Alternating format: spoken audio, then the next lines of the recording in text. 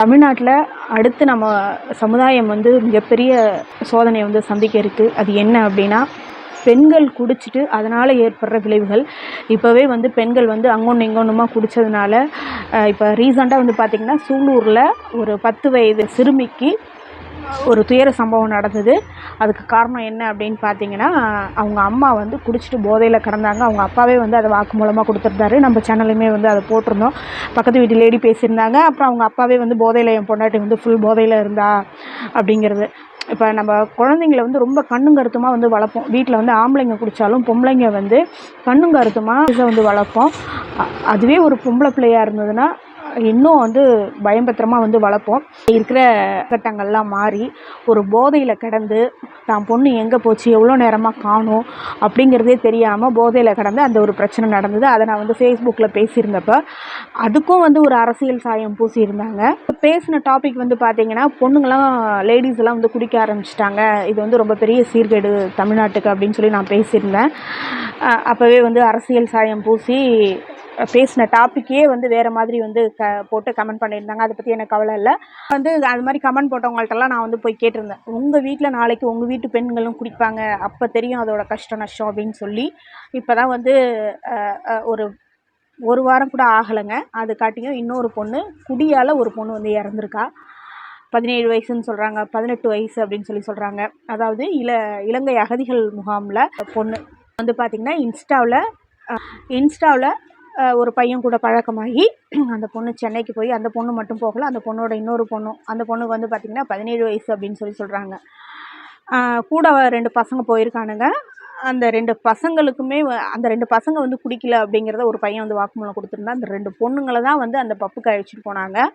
பொண்ணுங்க தான் வந்து குடிச்சிருந்தாங்க. குடிக்கும்போது ஆப்போசிட்டில் ஒரு 4-5 பசங்க வந்து இடுப்பில் கை போடும்போது பிரச்சனையாச்சு அப்படிங்கிற மாதிரி வந்து அந்த பையன் வந்து வாக்குமூலம் கொடுத்துருந்தாப்புல. ஒரு 17 வயசு பொண்ணுங்க 18 வயசு பொண்ணு குடிச்சு அதால் ஒரு பிரச்சனை வருது, பாருக்கு போகிறாங்க. இந்த சொசைட்டிக்கு பயப்படாமல் பாருக்கு போகிறது, குடிக்கிறது, அந்த குடித்ததை வந்து குடிக்கிறதே வந்து பொண்ணுங்க தயக்கமே இல்லாமல் இன்ஸ்டாவில் பார்த்தீங்கன்னா, நான் குடிக்கிறேன் அப்படின்னு சொல்லி அதை ஃபோட்டோ எடுத்து போடுறாங்க. அதெல்லாம் வந்து எவ்வளோ பெரிய வந்து சமுதாய கேடுங்கிறது அந்த பொண்ணுங்களுக்கே புரியல. இதால் என்னென்ன விளைவுகள் அந்த பொண்ணுங்களுக்கு வரப்போகுதுங்கிறதும் அதுங்களுக்கு புரியல.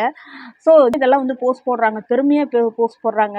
ஸோ பொண்ணுங்க குடித்தா அந்த குடும்பமே போச்சு. இந்த பொண்ணோட அம்மா வந்து பார்த்திங்கன்னா, என் பொண்ணு வந்து இன்ஸ்டாவில் செலிப்ரிட்டி, என் பொண்ணு 18 வயசில் வந்து இன்ஸ்டாவில் செலிப்ரிட்டி அப்படின்னா அவள் எத்தனை வருஷமாக வந்து இன்ஸ்டா யூஸ் பண்ணியிருக்கணும்? எப்படி வந்து ஒரு 18 வயசு ஆகிறதுக்கு முன்னாடியே வந்து இன்ஸ்டாலாம் யூஸ் பண்ண அலோவ் பண்ணுறாங்க அப்படிங்கிறது பேரண்ட்ஸ் வந்து எனக்கு தெரியவே இல்லை. பசங்களுக்கு வந்து ஒரு 18 வயசு ஆனால் நீங்கள் வந்து இன்ஸ்டா யூஸ் பண்ண அலோவ் பண்ணலாம். அதுவும் நீங்கள் வந்து அதை அவேர்னஸ் பண்ணணும்.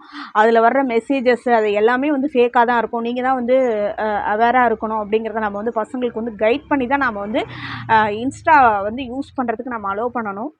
வந்து 18 வயசில் ஒரு செலிப்ரிட்டின்னு அந்த அம்மா வந்து அழுவுது. அந்த அம்மாவுக்கு வந்து சொல்கிறதுக்கு வார்த்தை இல்லை. இருந்தாலும் அந்த அம்மா வந்து தன்னோட பொண்ணை இன்னுமே வந்து பெட்டராக வளர்த்துருக்கலாம் அப்படிங்கிறது வந்து என்னோட கருத்து. ஏன்னா இன்னொரு பக்கம் நியூஸும் வருது, அந்த அம்மா வந்து நாள் வந்து அந்த பொண்ணு படத்துக்கு போயிட்டு லேட்டாக வந்தான்னு சொல்லி இந்த அம்மா வந்து சத்தம் போட்டாங்க. அதனால் வந்து கோச்சிட்டு அவள் சென்னை வந்துட்டா அப்படிங்கிற மாதிரியான தகவல்களும் வருது. அப்படியே வந்து அவளுக்கு போகிறதுக்கான காசெல்லாம் வந்து ஏன் கொடுக்குறாங்க? அவ்வளோ பாக்கெட் மணி ஏன் வந்து பசங்களுக்கு கொடுக்குறாங்க? ஸோ நம்ம அளவுக்கு அதிகமாக வந்து செல்லம் கொடுக்குறது, பாக்கெட் மணி கொடுக்குறது, இதெல்லாம் வந்து அந்த பசங்களை வந்து சீர்கெடுத்துரும் அப்படிங்கிறது வந்து பார்த்திங்கன்னா கண்கூடாக வந்து இது ப்ரூஃப் ஆகிருக்கு. இதுக்கு முன்னாடியுமே வந்து பார்த்திங்கன்னா பல சம்பவங்கள் வந்து நடந்திருக்கு. இது மாதிரி ஒன்று வந்து அளவுக்கு அதிகமாக நம்ம வந்து காசு கொடுக்கும்போது பொருள் ஏதாவது வாங்கி யூஸ் பண்ணி அதுக்கு வந்து அடிமையாயிடுறாங்க பசங்க. ஸோ இப்போ அந்த பொண்ணு போதையில் நடந்த தகராறில் அந்த பொண்ணே வந்து இறந்து போயிட்டா. அந்த அம்மாவுக்கு பொண்ணு இல்லாமல் போயிடுச்சு. அந்த அம்மா சொல்லிட்டு அழுவும்போது, என் பொண்ணை எந்த வேலையும் விட மாட்டேன், என் பொண்ணை அப்படி பொத்தி பொத்தி வளர்த்தேன் அப்படின்னு சொன்னிச்சு. அந்த அம்மா பொத்தி பொத்தி வளர்த்ததோ, செல்லமாக வளர்த்ததோ, அடிக்காமல் வளர்த்ததோ இங்கே விஷயம் இல்லை.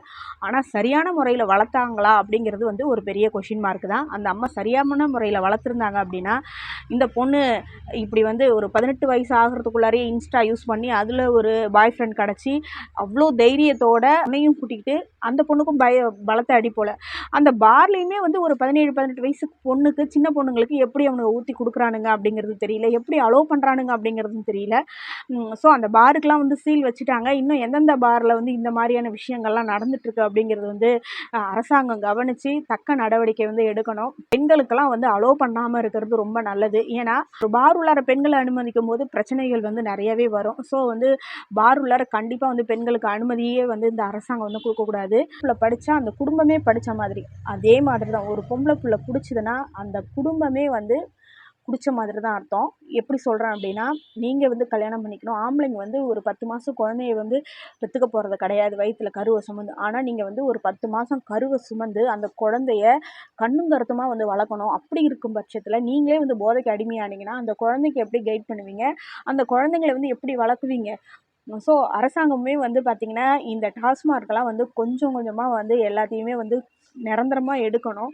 இல்லாட்டினா நாளைக்கு வந்து பெண்களும் குடிச்சு ஆண்களும் குடிச்சு நம்ம தமிழ் சமுதாயமே வந்து ரொம்ப அதல பாதாள சீர்கட்டுக்கு போயிடும். நம்ம தமிழ் சமுதாயத்தை வந்து யாருமே வந்து காப்பாற்றவே முடியாது. குலமாக வளர்த்தேன் தங்கமாக வளர்த்தேங்கிறதெல்லாம் வந்து பெருமையே இல்லை. ஸோ பார்த்து வளங்க பொம்பளை பிள்ளைகளை அப்படிங்கிறது தான் என்னோட கருத்து. இதனை பற்றின உங்களோட கருத்துக்களை வந்து கமெண்ட் பண்ணுங்கள்.